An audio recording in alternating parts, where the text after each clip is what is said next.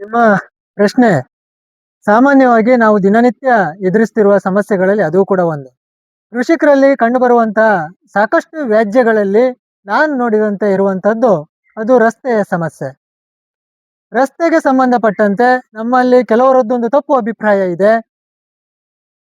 ನಾನು ಕಾಲುದಾರಿ ನನ್ನ ಜಾಗದ ರಸ್ತೆ, ನಾನು ಕಾಲುದಾರಿಯನ್ನ ಮುಚ್ಚಿದ್ರೆ ಏನಾಗ್ತದೆ?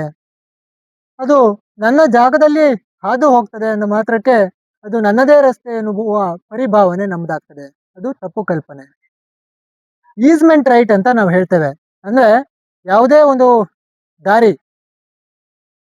ಓರ್ವ ಖಾಸಗಿ ವ್ಯಕ್ತಿಯ ಜಾಗದಲ್ಲಿ ಹಾದು ಹೋಗುವಂಥದ್ದಿದ್ರೂ ಕೂಡ ಅದು ಸಾಕಷ್ಟು ವರ್ಷಗಳಿಂದ ಯಾವುದೇ ಅಡೆತಡೆಗಳಿಲ್ಲದೆ ಓರ್ವ ವ್ಯಕ್ತಿ ನಡೆದುಕೊಂಡು ಹೋಗ್ತಾ ಇದ್ದಾನೆ ಅಂತ ಹೇಳಿದ್ರೆ ಅದನ್ನ ತಡೆ ಉಂಟು ಮಾಡಲಿಕ್ಕೆ ಯಾರಿಗೂ ಕೂಡ ಹಕ್ಕುಗಳು ಇರುವುದಿಲ್ಲ.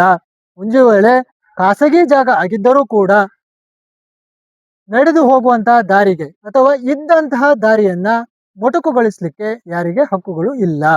ಹಾಗಾಗಿ ಇದ್ದಂತಹ ದಾರಿಯನ್ನ ಯಾರಾದರೂ ಮುಚ್ಚುವಂತ ಪ್ರಯತ್ನ ಮಾಡಿದ್ರೆ ಅಥವಾ ಕೃಷಿ ಚಟುವಟಿಕೆಗೆ ಹೋಗ್ಲಿಕ್ಕೆ ತಡೆ ಉಂಟು ಮಾಡಿದ್ರೆ, ಇನ್ನು ಮೊದಲನೇದಾಗಿ ದೂರನ್ನ ದಾಖಲು ಮಾಡಿಕೊಳ್ಳುವ ಮೂಲಕ ಸ್ಥಳೀಯ ಠಾಣೆ ಅಥವಾ ಪಂಚಾಯತ್ಗಳಿಗೆ ದೂರನ್ನ ದಾಖಲು ಮಾಡಿಕೊಳ್ಳುವ ಮೂಲಕ ತಹಶೀಲ್ದಾರಿಗೂ ಕೂಡ ದೂರನ್ನ ದಾಖಲು ಮಾಡ್ಕೊಳ್ಬೋದು. ಕೃಷಿ ಚಟುವಟಿಕೆಗೆ ಅಡೆತಡೆಯನ್ನು ಉಂಟು ಮಾಡುತ್ತಾರೆ ಎಂದು ದೂರನ್ನ ದಾಖಲು ಮಾಡಿ ಪರಿಹಾರವನ್ನ ಕಂಡುಕೊಳ್ಬೋದು. ಒಂದು ವೇಳೆ ಸೂಕ್ತ ಸ್ಪಂದನೆಯನ್ನ ದೊರಕದೇ ಇದ್ದಂತಹ ಸಂದರ್ಭದಲ್ಲಿ ಆ ಬಗ್ಗೆ ನ್ಯಾಯಾಲಯಕ್ಕೆ ಡಿಕ್ಲರೇಷನ್ ಸೂಟನ್ನ ಫೈಲ್ ಮಾಡಲಿಕ್ಕೆ ಅವಕಾಶ ಇದೆ.